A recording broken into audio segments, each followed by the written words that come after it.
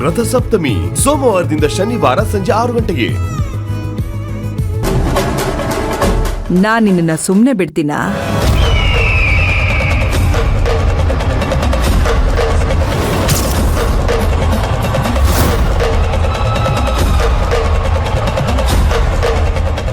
ಅಲ್ಲ ಊರ್ಮಿಳಾ, ನೀನ್ ನನಗೆ ತಿಂಗಳಾನ್ಗಟ್ಲೆಯಿಂದ ಇಷ್ಟೆಲ್ಲ ಕಷ್ಟ ಕೊಟ್ಟಿದ್ಯಾ.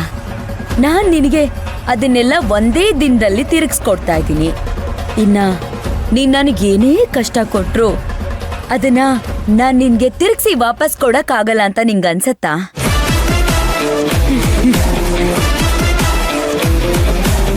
ಬುದ್ಧಿ ಇಲ್ವಾ ನಿನ್ಗೆ? ಹೋಗು, ಅದಕ್ಕೆ ಮನೆ ಕೆಲಸ ಮಾಡು ಅಂತ ಹೇಳಿದ್ದು. ಹೋಗು, ಜಾಸ್ತಿ ಮಾತಾಡಿ ಇರೋ ಎನರ್ಜಿನೂ ವೇಸ್ಟ್ ಮಾಡ್ಕೋಬೇಡ. ಸುಸ್ತಾಗ್ಬಿಡುತ್ತೆ. ಮೊದ್ಲೇ ಇದೆಲ್ಲ ನಿಂಗೆ ಅಭ್ಯಾಸ ಇಲ್ಲ. ಹೋಗಿ ಕೆಲಸ ಮಾಡು. ಹೋಗು.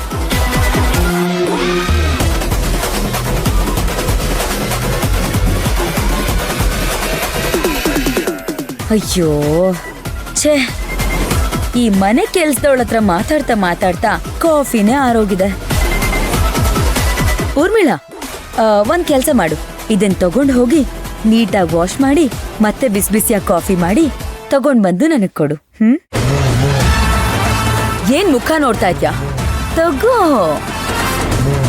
ನೀಟಾಗಿ ವಾಶ್ ಮಾಡ್ಕೊಂಡ್ ಬಾ.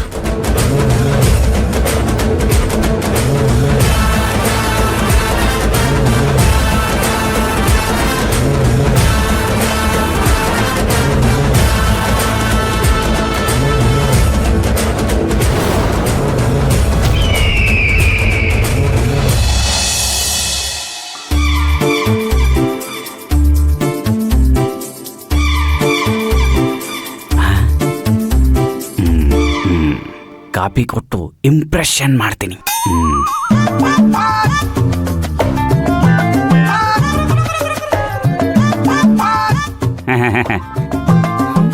ಶಿವಗಾಮಿ ಅವರ ಕಾಪಿ. ಅದು ಕಾಪಿ ಅಲ್ಲ, ಕಾಫಿ. ಕಾಫಿ. ಅಬ್ಬಬ್ಬ, ನಿಮ್ಗೆ ಕಾಫಿ ಬೇರೆ ಮಾಡಕ್ ಬರತ್ತಾ?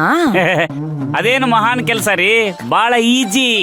ನನ್ನ ಹೆಂಡತಿ ಕಾಫಿ ಮಾಡೋದನ್ನ ನೋಡಿ ಕಾಪಿ ಮಾಡಿ ಕಾಫಿ ಮಾಡ್ಕೊಂಡ್ ಬಂದಿನಿ. ಹೌದಾ?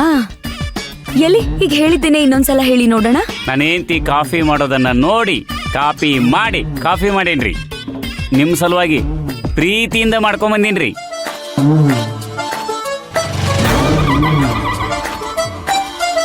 ಪ್ರೀತಿಯಿಂದ. Very good.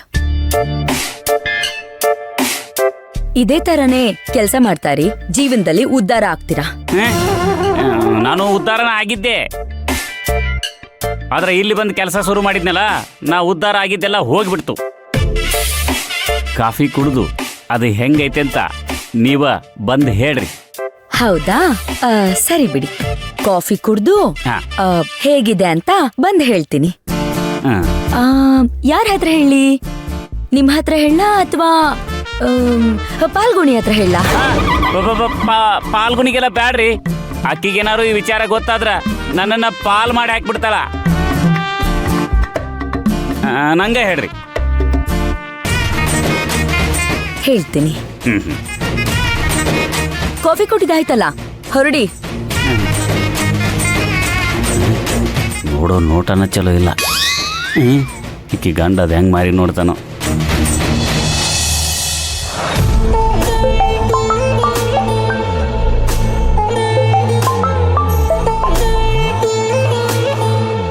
ಹಲೋ, ನಮಸ್ತೆ ಸರ್. ನಿಮ್ ಗುಲಾಮರು ಹೇಗೆ ಪರ್ಫಾರ್ಮ್ ಮಾಡ್ತಾ ಇದಾರೆ ಮೇಡಮ್? ಇನ್ನೇನ್ ತಾನೇ ಮಾಡ್ತಾರೆ ಸರ್, ಹೇಳಿದ ಕೆಲ್ಸನ ಚಾಚು ತಪ್ಪದಾಗೆ ಮಾಡ್ತಿದ್ದಾರೆ. ಅವ್ರ ಇಡೀ ಜೀವನದಲ್ಲಿ ಈ ತರ ಅವ್ರಿಗೆ ಯಾರು ಬುದ್ಧಿ ಕಲ್ಸಿರಲ್ಲ. ಹೌದು ಸರ್, ಆದ್ರೆ ಯಾರಾದ್ರೂ ಒಬ್ರು ಇಂಥವ್ರಿಗೆ ಬುದ್ಧಿ ಕಲಿಸ್ಲೇಬೇಕಲ್ಲ. ನಿಮಗೀಗ ಗುಡ್ ನ್ಯೂಸ್ ಹೇಳೋಣ ಅಂತಾನೆ ಫೋನ್ ಮಾಡಿದೆ ಮೇಡಮ್. ಗುಡ್ ನ್ಯೂಸಾ? ಅದೇನ್ ಹೇಳಿ ಸರ್. ನನ್ನ ಜೀವನದಲ್ಲಿ ಒಳ್ಳೆ ಸುದ್ದಿ ಅನ್ನೋದನ್ನ ಕೇಳಿ ಸುಮಾರು ದಿನಗಳೇ ಆಗೋಗಿದೆ. ನಾಳೆ ಅಶೋಕ್ ಬಿಡುಗಡೆ ಆಗ್ತಿದ್ದಾರೆ.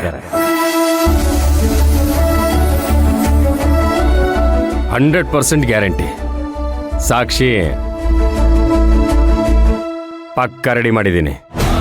ಸರ್, ದಿನದಿಂದ ದಿನಕ್ಕೆ ನಮ್ಮ ಮೇಲೆ ನಿಮ್ಮ ಋಣ ಜಾಸ್ತಿನೇ ಆಗ್ತಿದೆ. ಇಂಥ ಕಷ್ಟ ಕಾಲದಲ್ಲಿ ನೀವು ನಮ್ಮ ಜೊತೆಗಿದ್ದೀರಾ. ಯಾರು ಮಾಡಕ್ಕಾಗದೇ ಇರೋಷ್ಟು ಸಹಾಯ ಮಾಡ್ತಿದ್ದೀರಾ ಸರ್.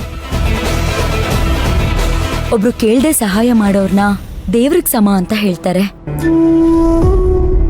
ಈ ನಿಮ್ ಋಣನ ನಾನದ್ ಯಾವಾಗ ತೀರಿಸ್ತೀನೋ ಏನೋ. ಋಣ ಏನು ಬಂತು ಮೇಡಮ್? ಒಬ್ಬ ಪೊಲೀಸ್ ಆಗಿ ನನ್ನ ಕರ್ತವ್ಯನ ಮಾಡ್ತಾ ಇದ್ದೀನಿ ಅಷ್ಟೇ. ನಾನು ಹೀಗೆ ಬದಲಾಗೋದಕ್ಕೆ ಮುಖ್ಯ ಕಾರಣನೇ ನೀವಲ್ವಾ ಮೇಡಮ್? ಏನೂ ಇಲ್ಲ ಬಿಡಿ ಸರ್, ನಿಮ್ಗೊಳ್ಳೆ ಮನ್ಸಿತ್ತು, ನೀವು ಬದಲಾದ್ರಿ. Anyways thank you sir. Okay madam, ನಾನು ಮತ್ತೆ ಕಾಲ್ ಮಾಡ್ತೀನಿ. ಸರಿ ಸರ್.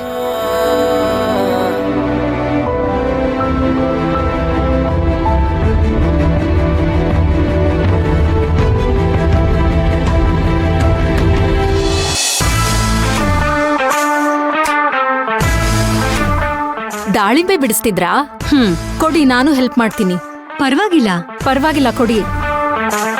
ನಾನು ಬಿಸ್ತೀನಿ. ಕೊಡಿ ಅದನ್ನು ಕಟ್ ಮಾಡ್ತೀನಿ.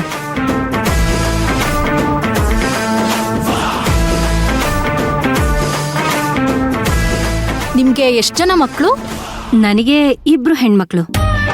ಚಿನ್ನಿ, ಅವ್ರಿಗೆ 2 ಹೆಣ್ಮಕ್ಳು ಯಾಕೆ ಹೇಳು? ಯಾಕೆ? ಯಾಕಂದ್ರ ಅವರು ಹೆಣ್ಮಗಳು. ನಗ ಮತ್ತೆ ಕಾಮಿಡಿ ಮಾಡೀನಿ. ಇದು ಕಾಮಿಡಿನಾ? ನಿಂತ್ಕೊಡ್ರಿ ಸುಮ್ನೆ.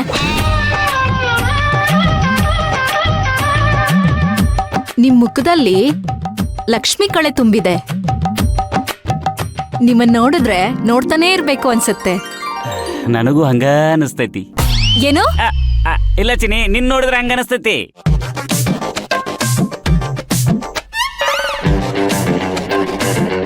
ನಿಮ್ ಜೊತೆ ಮಾತಾಡ್ತಿದ್ರೆ ಮಾತಾಡ್ತಾನೇ ಇರ್ಬೇಕು ಅನ್ಸತ್ತೆ. ನಂಗೂ ಹಂಗ ಅನಿಸ್ತೈತಿ. ಆದ್ರೆ ನಿಮ್ ಯಜಮಾನ್ರು ಶಿವಕುಮಾರ್ ಇದ್ದಾರಲ್ಲ, ಅವ್ರ ಬಗ್ಗೆ ನನ್ಗೇನ್ ಒಳ್ಳೆ ಅಭಿಪ್ರಾಯ ಇಲ್ಲ ಬಿಡಿ.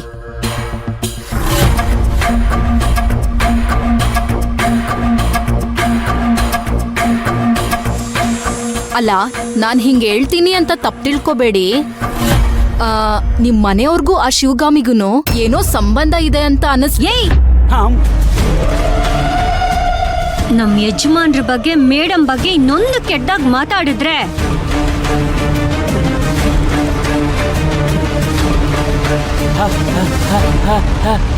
ಏನ್ರಿ ಆಯ್ತು?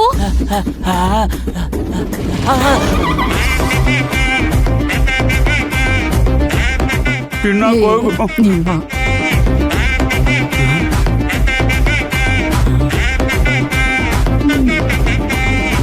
ಇವಳು ಹಿಂಗೋದ್ಲು, ಇವ್ರು ಹಿಂಗೋದ್ರು, ನಾ ಹೆಂಗ್ ಹೋಗ್ಲಿ? ಹಿಂಗ ಹೋಗ್ತೀನಿ. ಈ ಕಡೆ ಬೇಡ, ಈ ಕಡೆ ಹೋಗ್ತೀನಿ.